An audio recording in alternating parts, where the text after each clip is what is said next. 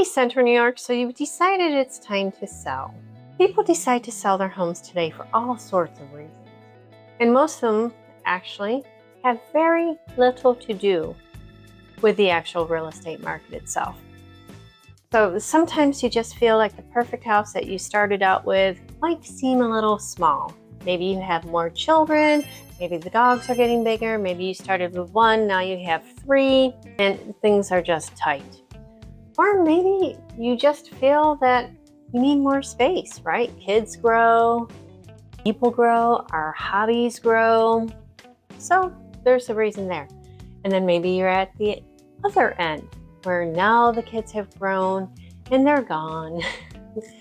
Or maybe you have this beautiful large home and you're just tired of maintaining it. You're like, I really don't need this anymore.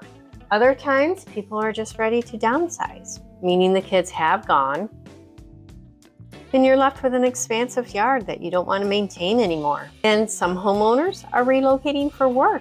Exciting times, new area, new location. And then sometimes there are life changes, such as a death or a divorce.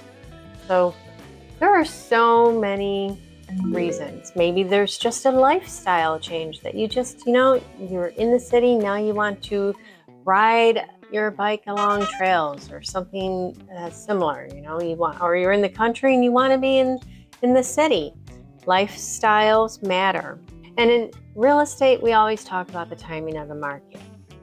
And sometimes everyone thinks that the springtime is the only and or the best time to sell.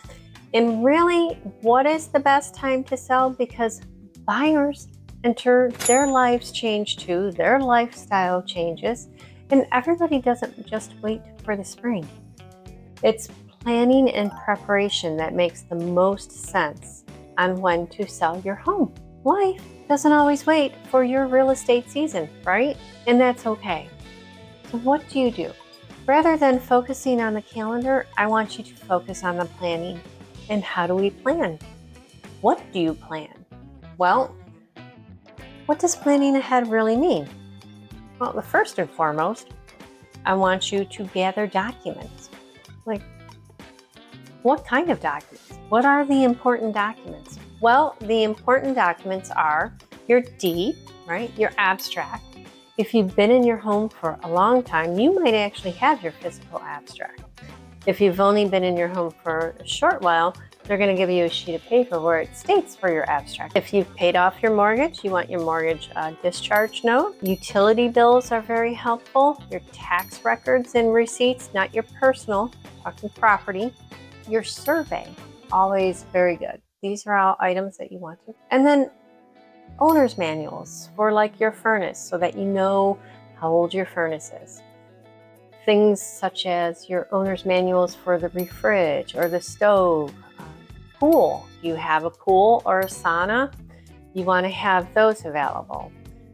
Maintenance records, things of that nature. How about a security system? If you have a ring system or another name that you're planning on taking with you, we want to let the buyer know. Irrigation systems and who maintains them. The pool maintenance records, or how old is the liner? How old is the pump? What type of system is it? Is it a salt water? Is it chlorine? The pool cover, things of that nature.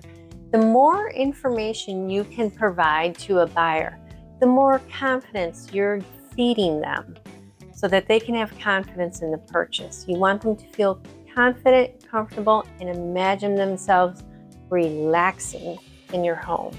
And I think that's a key phrase. You want them to relax in your home and you want them to envision relaxing living there.